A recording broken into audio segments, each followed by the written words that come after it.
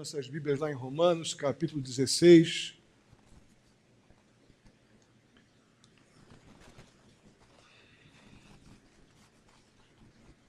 Essa semana eu fiquei meio sensibilizado com estar terminando Romanos. Romanos foi uma bela jornada. Como Gênesis, né? Eu achei que seria difícil chegarmos ao final de Gênesis e chegamos. E agora completamos a série também da Carta de Paulo aos Romanos. E eu aprendi muito, espero que os irmãos também. Como Deus me ensinou, como Deus me corrigiu, me disciplinou. Espero que vocês também tenham feito bom uso daquilo que Deus nos proporcionou na Carta de Paulo aos Romanos. Vamos ler os versos 17 até o 27.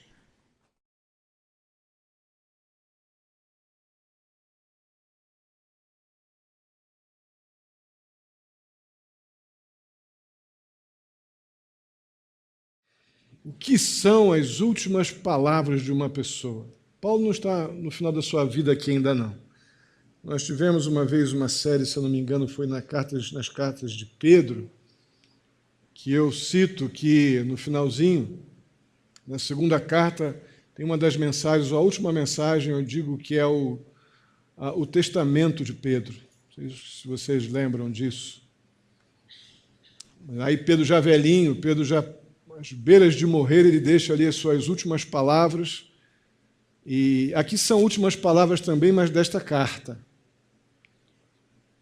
E depois de um tratado teológico, depois de um discurso tão abrangente que envolveu desde da séria e profunda teologia sistemática e aplicada, até esse momento especial de semana passada, quando vimos que o apóstolo Paulo não é um mero professor acadêmico de sala de aula, dando teologia prática ou teologia bíblica, como uma matéria de um curso teológico.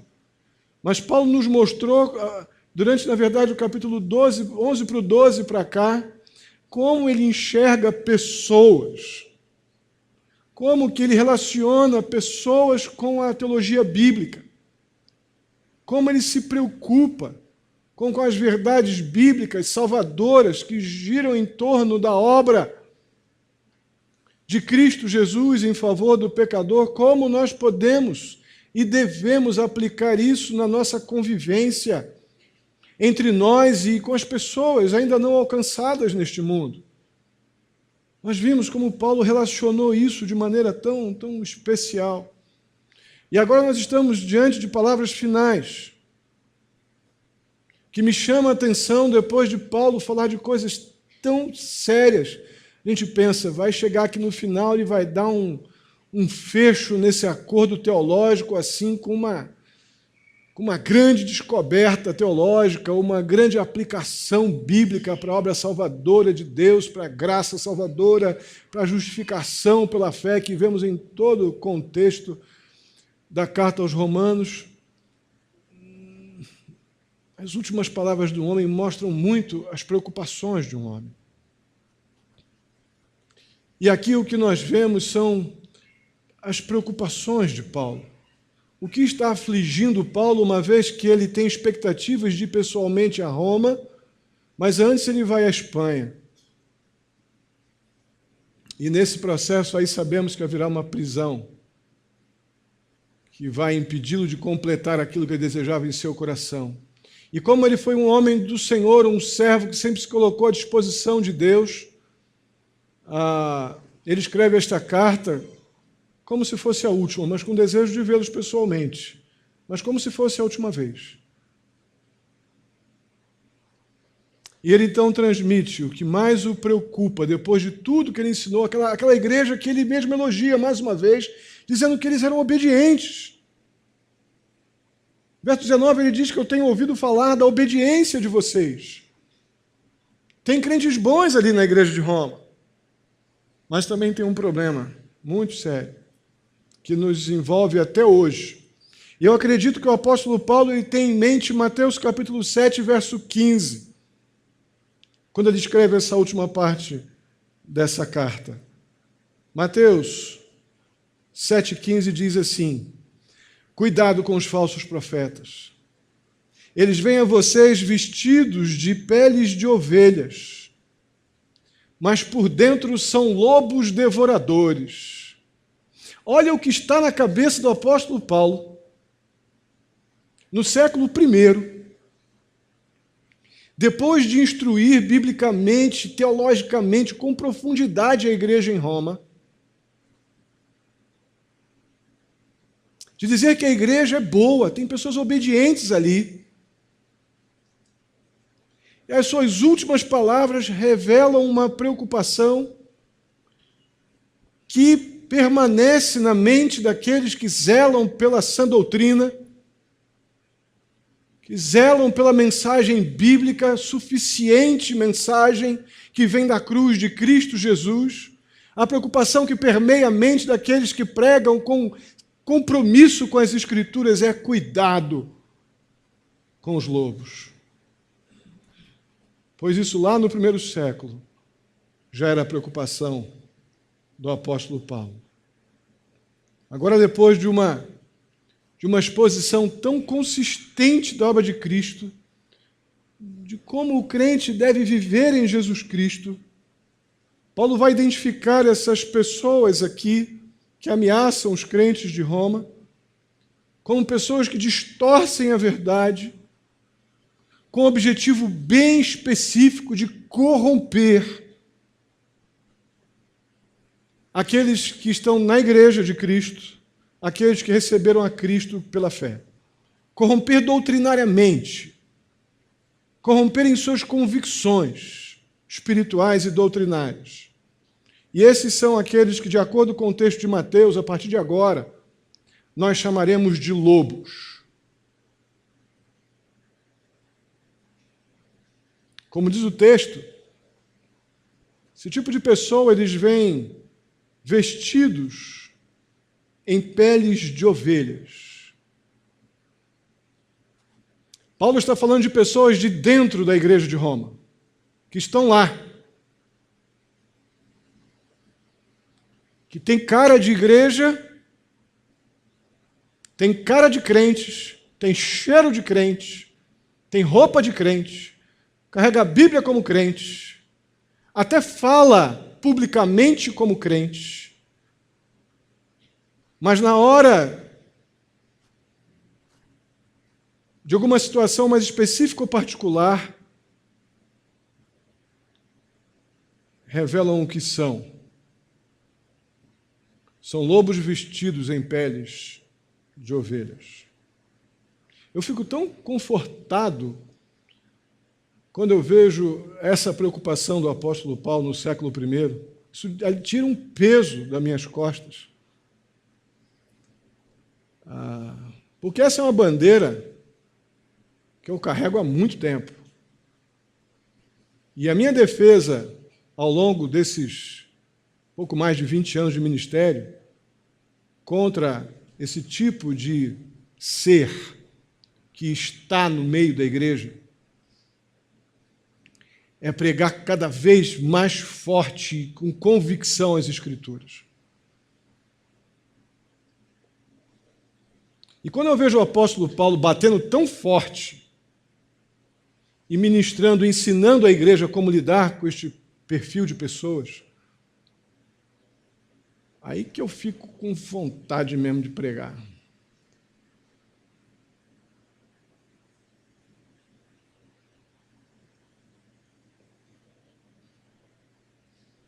Apesar do disfarce desses lobos, no verso 20, do capítulo 7 de Mateus, mas no verso 20, Jesus afirma que nós podemos reconhecer essas pessoas.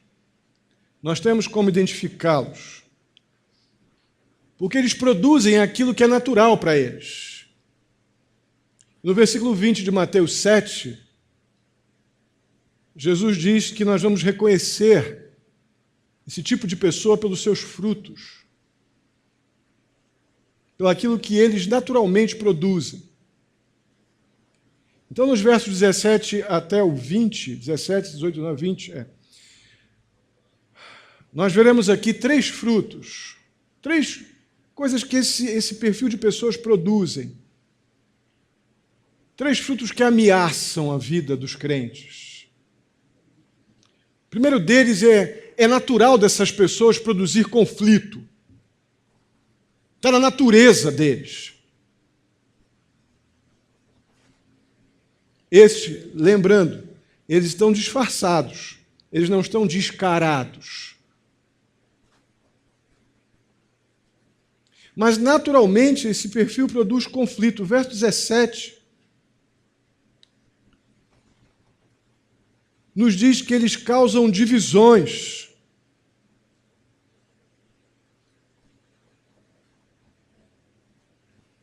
Existe um ditado popular que, na verdade, é muito utilizado nos grupos que, em situações de liderança de grupos, secularmente falando, você faz um curso de liderança, a forma que você aprende como líder para desmantelar um perfil de pessoas assim, num grupo de trabalho, divida e conquiste. Dividir e conquistar. Esse, sem dúvida alguma, é um argumento fundamental daqueles que estão alinhados com a mentira, com o engano. Divida para que vocês possam tomar, porque divididos eles são mais fracos.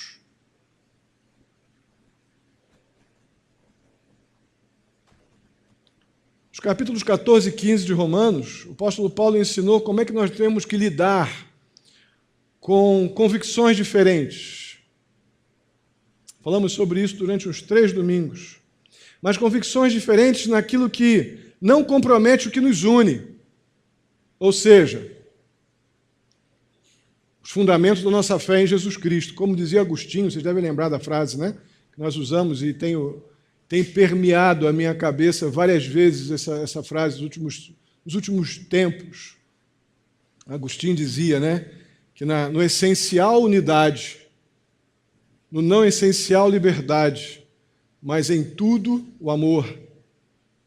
O essencial é aquilo que fundamenta a nossa fé em Jesus Cristo, revelado na doutrina dos apóstolos. Então, nisso, devemos estar fechados. Mas diferenças de convicções naquilo que não afeta o essencial, o apóstolo Paulo ensina fortemente nos versos 14 e 15 a gente a lidar com isso. Mas a questão é que, da mesma forma como num sistema comunista, o comunismo ele ganha força promovendo conflito, promovendo luta. Da mesma forma, Satanás promove a sua causa, adicionando gasolina em situações de atrito, em situações de conflito.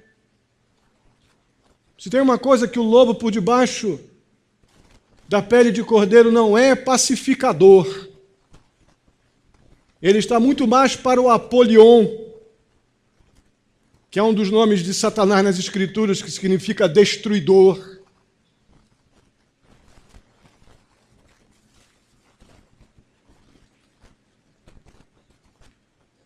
Então, o primeiro fruto é que é natural desse perfil o conflito.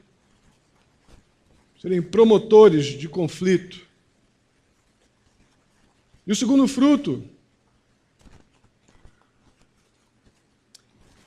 é o ataque direto contra o ensino bíblico. Nós vemos aqui no verso 17, ainda que eles colocam obstáculo ao ensino que vocês têm recebido. Irmãos, as Escrituras são o padrão pelo qual todo o ensino bíblico deve ser avaliado. E as Escrituras são também a nossa referência, onde nós devemos colocar subordinada toda a nossa vontade, preferências, escolhas, vontades. o lobo por debaixo da pele de cordeiro,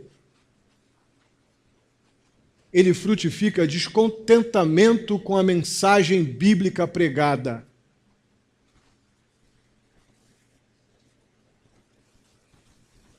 Está pequenininho porque o texto é grande, mas se você tiver dificuldade de acompanhar aqui, abra na sua Bíblia, Deuteronômio capítulo 13, versos de 1 a 5. Está bem miudinho aí, né? Quem tem olho bom aí vai enxergar. Tu está de óculos agora, Bela, agora tu consegue. Aí. Diz assim, estou forçando um pouquinho o contexto, porque aqui é onde Moisés está, no resumo da lei, está falando sobre a questão da idolatria, do falso ensino, mas tem tudo a ver com o que é a capacidade natural do lobo. Se aparecer entre vocês um profeta ou alguém que faz predições por meio de sonhos, eles anunciaram um sinal miraculoso ou um prodígio.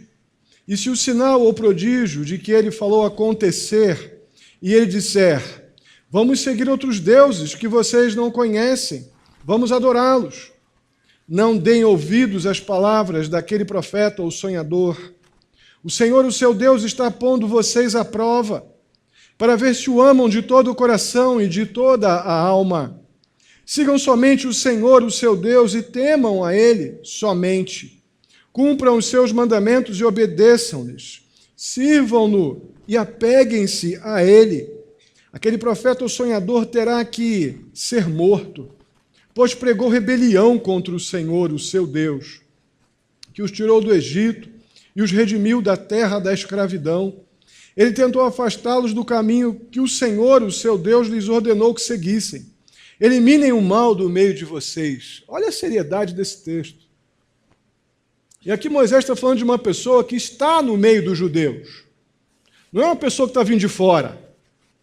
É uma pessoa que está no meio deles. Mas não está se sujeitando à palavra de Deus já conhecida, ensinada por Moisés. Não está se sujeitando à lei do Senhor. Mas está procurando criar divisão, resistindo, atacando o ensino bíblico. Irmãos, o fato é o seguinte, e essa proposição é muito importante e completamente verdadeira. O falso ensino sempre irá tirar ou acrescentar alguma coisa à Bíblia. O falso ensino nunca se satisfaz com as Escrituras. Ou eles vão acrescentar alguma coisa, ou eles vão retirar alguma coisa para justificar os seus pretextos e as suas conveniências. É assim que o lobo age. Então, Paulo nos informou sobre o fruto que esses lobos com pele de cordeiro produzem, como eles atacam os crentes, os santos no Senhor Jesus. Agora vamos ver que o próprio texto também nos ensina sobre os motivos deles, a motivação deles e os métodos deles. Eu creio que a motivação do lobo é a mesma dos traficantes de droga. Os traficantes, eles são viciados no mesmo produto que eles vendem para os outros. Viciados naquilo. E qual é a motivação dos traficantes viciados naquilo que eles vendem para os outros? Arrastar outras pessoas para os prazeres deles. Fazer com que as outras pessoas sejam iguais a eles. Consumidores da droga, dos prazeres que para eles é bom ou são bons. Essa é a motivação. E os métodos? Os lobos, eles atacam e seduzem. Poderíamos até dizer, eles seduzem e atacam. Seria melhor a ordem, mais coerente. Quem? Os mais frágeis. Como estamos vendo em Lucas, capítulo 4, na série no Evangelho de Lucas, de quarta-feira, vimos agora Estamos numa pegada aí de umas 3 ou 4 mensagens que vão estar ali nos primeiros 13 versículos de Lucas 4, quando fala sobre a tentação de Jesus. E vimos ali que Satanás foi com muita força para cima de Jesus naqueles 40 dias. Então, Satanás, ele tem as suas maneiras de atacar aqueles que seriam aqueles fortes que vimos lá em Romanos 14, 15. Mas os lobos, que são os secretários de Satanás, eles tendem a caçar as ovelhas mais frágeis, aquelas mais vulneráveis do rebanho. A segunda parte do verso 18 aqui do nosso texto, de Romanos 16, nós vemos ali uma palavra que para a gente não é muito comum. Diz que esses lobos atacam os incautos. Aqui na NVI vai falar de inocentes, que não é para mim a tradução ideal. A palavra incautos, pouquíssimo usual para a gente,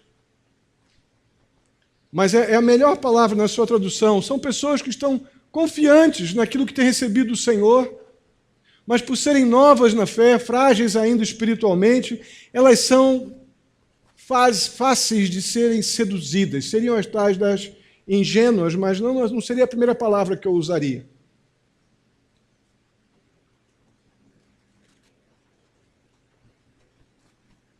Então, a princípio, esses incautos seriam aqueles novos crentes, aqueles que ainda estão crescendo na fé, estão sendo discipulados, estão recebendo os primeiros fundamentos da fé, não estão ainda maduros para lidar com aquela astúcia e as intenções de Satanás, como vimos aqui na quarta-feira, nessa última quarta-feira. Mas a questão é que, infelizmente, os novos crentes eles não são os únicos que se enquadram nesta categoria.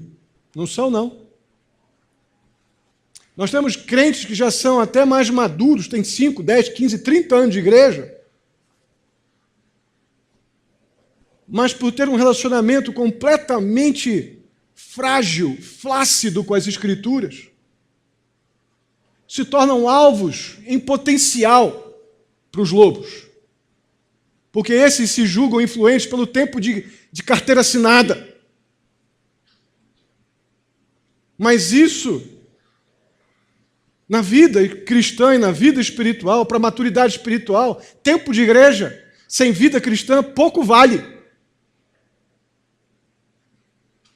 Porque ao invés de eu ser instrumento de graça e bênção na vida dos outros, eu sou então cooperador do lobo, sendo tropeço. Mas além desses, ainda tem um outro grupo.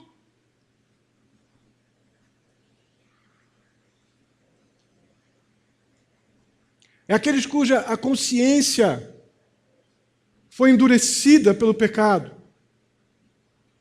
Eles foram esmagados pela culpa. E aí há um texto em 2 Timóteo, capítulo 3, versos 6 e 7, que vai ilustrar bem isso.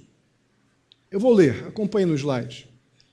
São esses os que se introduzem pelas casas e conquistam mulheres instáveis, sobrecarregados de pecados, os quais se deixam levar por toda espécie de desejos. Elas estão sempre querendo e jamais conseguem chegar ao conhecimento da verdade.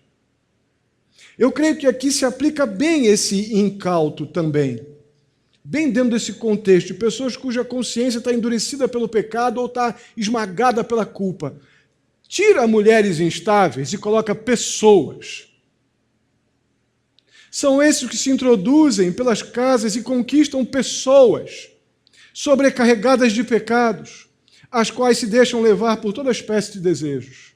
A gente vê aqui mulheres instáveis, pensa logo, limita o alcance do texto. Quando eu posso perfeitamente aqui lidar com pessoas que ficam ruminando o seu próprio pecado sem nunca confessá-lo e abandoná-lo. E essas pessoas que estão sempre aprendendo, mas nunca tornam a vida cristã algo produtivo e prático, porque não tomam uma decisão prática de se levantar e abandonar o pecado, pedir conselho, pedir ajuda, renunciar a práticas pecaminosas. Mas fica lá aquela ruminação.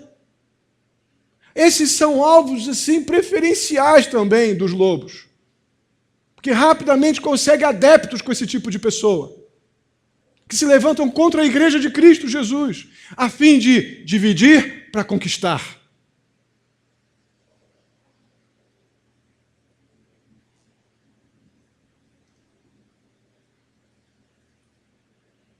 Ainda olhando para os seus métodos, dentro do contexto do verso 18, nós vemos que essas pessoas, elas falam palavras suaves e bajulação. Então os lobos enganam. Eles enganam. Exatamente como Satanás, seu mestre. Eles são enganadores, são astutos, são hábeis na arte de enganar. Às vezes eles são ousados o bastante para fazer um ataque frontal, descarado. Mas, normalmente, o mais comum é ir minando a resistência com mentiras, com manipulações. Vai minando a resistência do crente mais fraco, com manipulações e mentiras. Ah, você viu fulano? E é fofoqueiro também. Você viu? Viu o que o pastor disse naquele dia? Distorcendo a mensagem pregada como um ingrediente para enganar, para seduzir. Interessante que esses lobos com roupa de ovelha, eles são enganosos, eles enganam tanto quanto a sua identidade. Você não pega de cara que ele é um lobo, por causa dessa fala macia, esse jeitinho espiritualizado, cheio de versículozinho específico, não sabe nada de Bíblia, mas os versículos específicos que ajudam para dar nutrição, consistência aos seus propósitos, sabem todos. Mas eles são extremamente hábeis em enganar quanto à sua identidade e, principalmente, eles enganam quanto à lealdade deles a Cristo. Parece até crente, piedoso. São esses que Paulo está falando aqui. É contra esses que Paulo está exortando a igreja de Roma e nós estamos sendo exortados pela palavra do Senhor.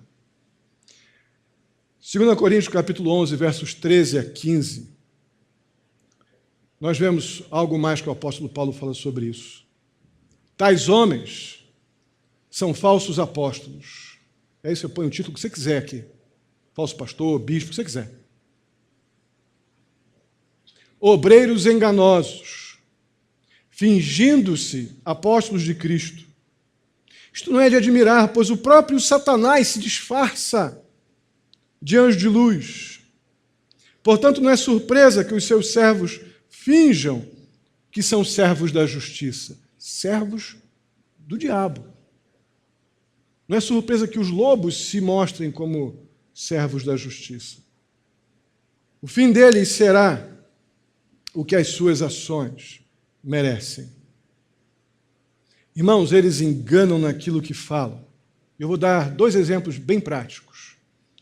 Se eles estão defendendo a liberdade, não, temos liberdade, mas uma liberdade promíscua, uma liberdade para fazer o que quero e não o que Deus quer, uma liberdade para criar contenda e conflito, não uma liberdade bíblica que nos faz cuidar do mais fraco, mas uma liberdade que nos faz matar o mais fraco.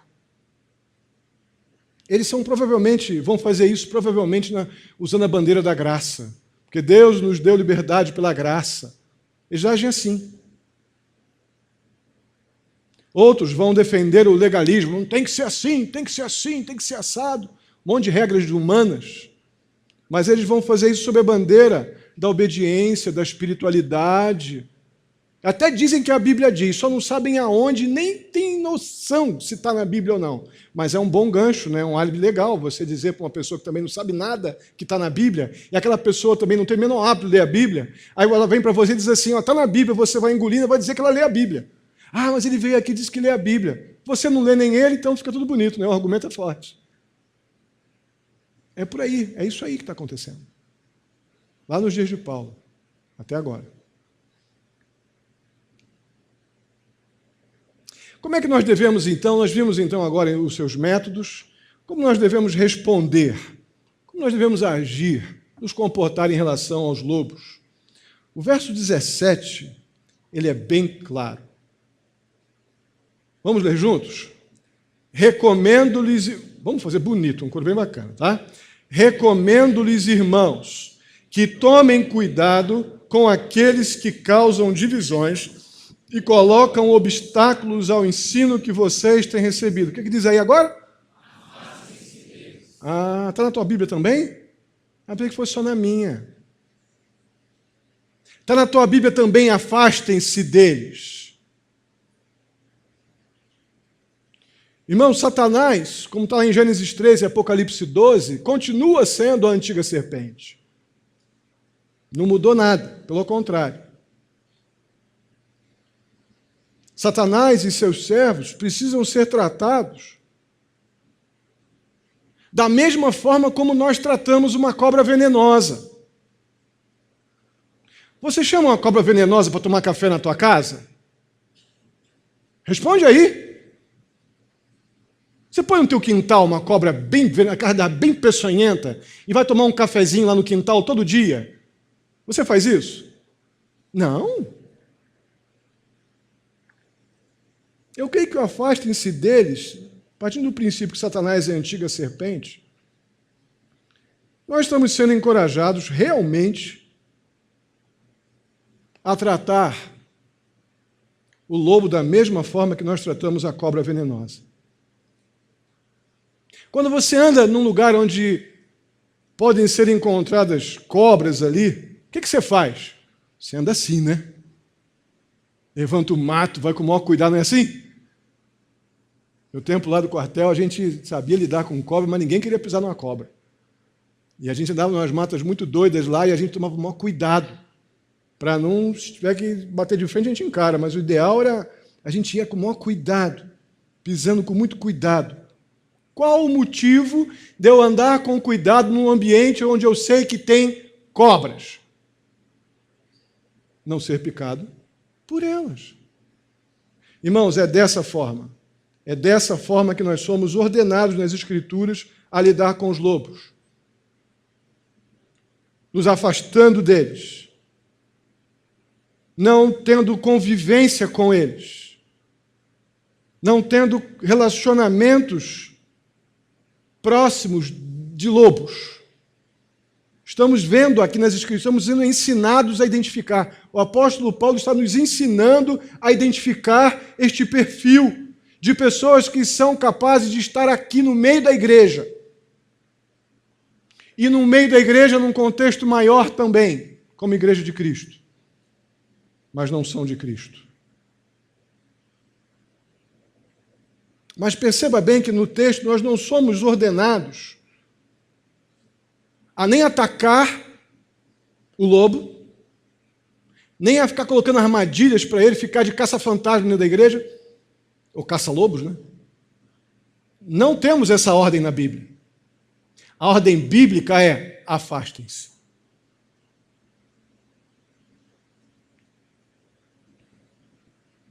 Não nos é dito nas Escrituras que nós temos que esmagá-los, derrotá-los, como também não é dito que nós temos que ter comunhão com essas pessoas. Por quê? Porque, mais uma vez, nós somos carinhosamente cuidados pelas Escrituras, porque em breve, verso 20, o Deus da paz esmagará Satanás debaixo dos seus pés. Amém?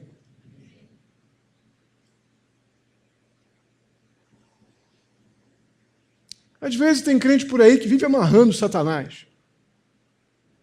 Como é que é? 7 nós cegos de 7 cordas novas, né? Mais ou menos isso.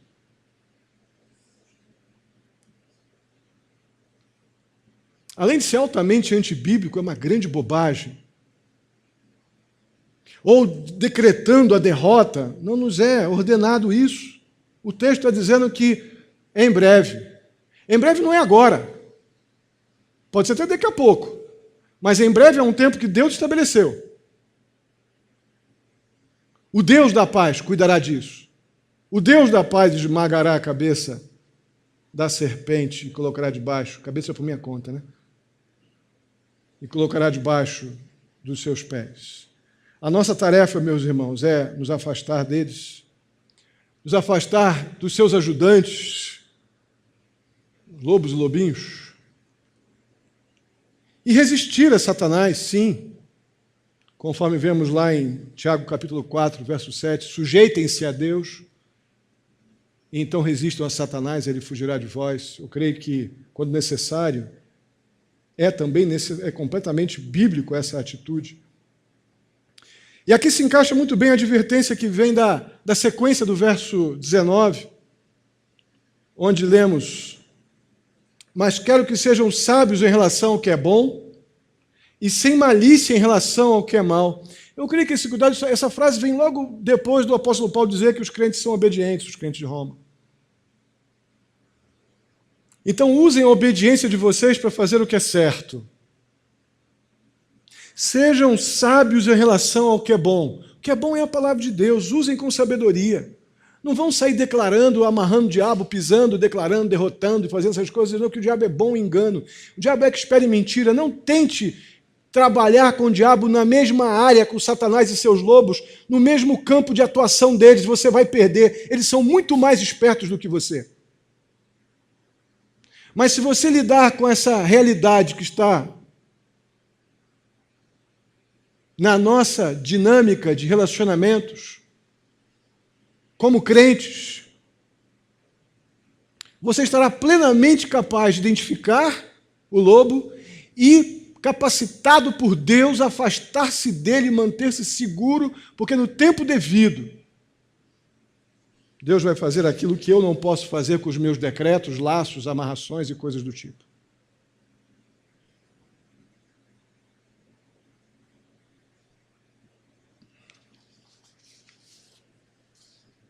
Então, sendo muito benditas essas advertências, o apóstolo Paulo ele fala agora dos versos 21 ao 24 sobre seus parceiros. Dos versos 13 a 16, nós vimos ali uma grande lista, 25 nomes, daqueles que estavam em Roma, que o apóstolo Paulo enviou saudações, né, como vimos semana passada. Agora, nos versos 21 a 23, temos mais 8 nomes. Estavam com Paulo agora em Corinto. E, juntamente com Paulo, enviaram saudações àqueles irmãos em Roma. Aí, se você está acordado ainda, você pode perguntar: pastor, por que essas pessoas estão separadas? Por que não estão naquele mesmo grupo anterior? Eu acho que o apóstolo Paulo queria que os crentes ali em Roma, e nós também, percebêssemos que ele não estava sozinho, como um solitário, um crente solitário abandonado em Roma. Não, ele tinha pessoas ali com ele, servindo a igreja de Cristo, sendo discipulados, pastoreados e conduzidos, comandados mesmo, pelo apóstolo Paulo em seu ministério às igrejas. Havia uma equipe de trabalho. Aqueles homens desempenhavam um papel muitíssimo importante no ministério de Paulo. Um deles é o querido Timóteo. Então Paulo queria dar crédito também a essas pessoas. Eles eram parceiros dele de ministério. E para mim o que fica desse texto, como ensino para mim, para o meu ministério e para a nossa vida como igreja que servimos a causa de Cristo, irmãos, o apóstolo Paulo trabalhava em equipe. Ele ensinava, ministrava, discipulava, preparava aqueles crentes durante um tempo, como preparou os jovens Timóteo e Tito. E passava um tempo com eles ali para que eles amadurecessem, crescessem, depois enviava e continuava com eles, um discipulado mais à distância, mas para o ministério poder andar, para que a gente possa cumprir a nossa tarefa nas realidades de reino de Deus ainda neste mundo, até que Cristo venha, nós precisamos trabalhar juntos, como equipe, crescendo, ouvindo, aprendendo, servindo. Temos uma lição incrível aqui, como Paulo deixa no final desse tratado de ensino bíblico e teológico. Ele diz assim: ó, gente, eu trabalho com pessoas, com crentes piedosos, trabalho em equipe, caso contrário, seria muito difícil chegar tão longe. E, finalmente, nos versos 25 a 27, Paulo conclui esta magnífica carta, tirando a atenção agora de pessoas e colocando a nossa atenção toda em Deus. Gente, é como Paulo dissesse assim: agora eu vou parar de falar de pecadores, como eu. Vou falar apenas no Salvador dos pecadores. Isso é muito visível aqui. Se os lobos podem fazer esse estrago, dividindo, causando confusão, engano, mal à Igreja de Cristo, o nosso Deus Salvador, Ele pode nos unir em Cristo Jesus e nos manter firmes. Amém? Paulo cria nisso. E é com esse foco que ele fecha a epístola. Aqui no verso 20 ele diz que era plano do Deus único e sábio predeterminar a salvação do homem através de Cristo Jesus. Nenhum homem, nenhuma pessoa, nenhuma instituição, organização, impérios seriam capazes de promover para homem, para ser humano nenhum, nada de eterno. Mas Deus promoveu para o homem, através de Jesus Cristo, soberanamente, antes dos tempos eternos, a tão gloriosa salvação que alcançaria gregos, judeus em todos os lugares, gentios, judeus em todos os lugares. Todas as pessoas teriam oportunidade de ouvir do Evangelho, ou ouvindo o Evangelho, teriam o privilégio de crer em Jesus como Salvador. O Evangelho foi entregue a todos. Sabemos que nem todos o receberiam, mas o Evangelho está disponível. Deus deu, através de Jesus Cristo, a carta magna, a carta de alforria para o pecador condenado. Aquele que cresce na obra salvadora de Deus em Jesus Cristo receberia, seja qual fosse a sua etnia, sua raça, seu povo, onde hoje estivesse, em qualquer tempo, estariam debaixo do plano soberano de Deus, do Deus único e sábio que predeterminou a salvação do homem antes dos tempos eternos. Foi predito lá pelos profetas do Antigo Testamento. Isso tudo foi plenamente realizado na obra completa de Jesus Cristo na cruz em nosso favor. É esse o evangelho que o apóstolo Paulo proclamou a gentios e judeus de uma forma tão incisiva, tão decidida. Mas o maior objetivo do evangelho, que fica claro aqui nesta carta aos Romanos, é a obediência que vem da fé.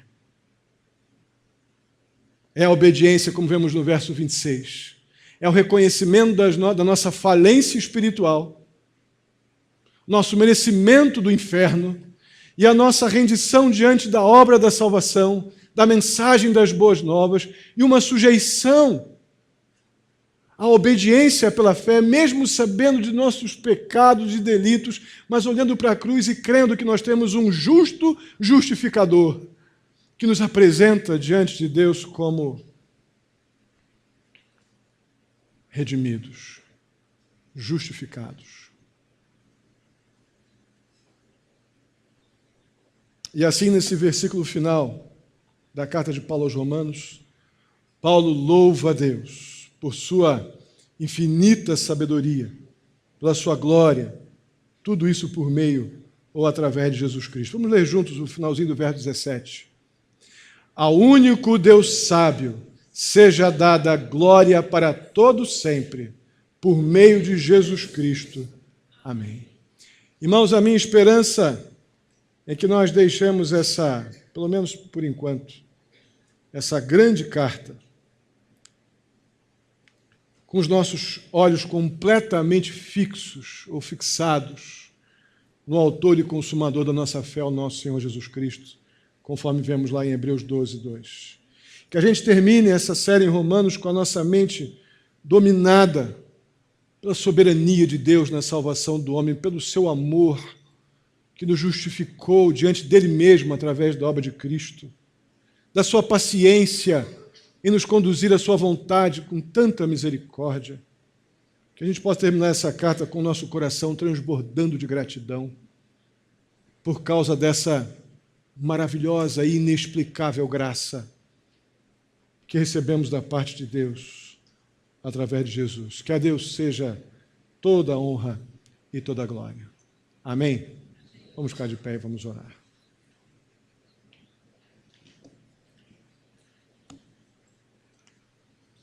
Querido e amado Deus, muito obrigado. Mais uma vez, muito obrigado. Muito obrigado a Deus, porque o Senhor não ocultou de nós todas essas verdades que envolvem a nossa vida como salvos por Jesus Cristo. O Senhor não ocultou de nós, ó Pai, o estado da nossa vida sem Jesus Cristo. O Senhor não ocultou de nós o amor, o teu amor revelado nas Escrituras e tipificado, ó Deus, em nosso lugar por Jesus Cristo na cruz. Ó Deus, o Senhor não nos ocultou a tua graça maravilhosa. O Senhor nos deu da sua graça. Graça salvadora, graça justificadora. Ó maravilhosa graça que recebemos do Senhor. Ó Deus querido, muito obrigado. Muito obrigado porque o Senhor, depois de tudo que nos ensinou com tanta paciência, pacientemente, nas últimas palavras do apóstolo Paulo, nos desperta para aqueles que querem roubar de nós a alegria da salvação. Esse é o papel do lobo, do enganador, do mentiroso, que serve aos propósitos do maligno e estão vestidos de ovelhas no meio da igreja. Ó Pai querido, em nome de Jesus, que possamos te obedecer. E uma vez, ó Deus, identificados, que nos afastemos deles. E que a justiça fique na tua mão e não na nossa. Muito obrigado, porque o Senhor nos protege. O Senhor nos salva e nos mantém firmes. O Senhor salva, ó Deus, e consolida a tua salvação através de Jesus Cristo e do Espírito Santo em nossa vida. Muito obrigado. Muito obrigado pela segurança que a carta aos Romanos nos dá no que diz respeito à nossa salvação e eternidade contigo. Muito obrigado. Muito obrigado. Leva-nos em paz para os nossos lares. Nos dá uma semana em tudo guardada, dirigida pelo Senhor. Nos ensina, ó Deus, nos muitos desafios que certamente, ó Pai, alguns aqui enfrentarão. Ensina, traz, ó Pai, discernimento do Senhor e coragem para tomarem decisões sempre que te honram. Dá saúde ao enfermo, ó Deus, dá trabalho àquele que está desempregado. Muito obrigado, ó Pai. Mais uma vez te agradeço pela nossa escola dominical, pela nossa missão estiva. Nos ensina, nos ajuda, ó Deus, a trabalhar com dedicação pela tua causa. Nos ajuda a olhar para a pessoa perdida aí fora, ó Deus, sem Cristo Jesus, e desejar alcançar essa pessoa de alguma forma com o teu evangelho. Tira de nós, ó Deus, a negligência, a acomodação, essa autossatisfação, ó Pai, que não pode nos apagar, ó Pai, tirar de nós a alegria de alcançar uma vida com o teu evangelho. Se essa satisfação ela causa isso, ó Pai, isso é pecado. A nossa satisfação e alegria da salvação deve nos mover na direção do perdido e não nos fechar num quartinho trancado. Nos ajuda a olhar com misericórdia para o perdido e na direção dele, Senhor. Assim eu te peço, muito, muito agradecido, em nome de Jesus. Que a graça do nosso Senhor e Salvador Jesus Cristo, o amor de Deus, nosso amado Pai, a comunhão e a consolação do Espírito Santo esteja sobre a vida de cada um de vós, queridos e amados irmãos, hoje e até a vinda do nosso Senhor Jesus Cristo. Amém e amém.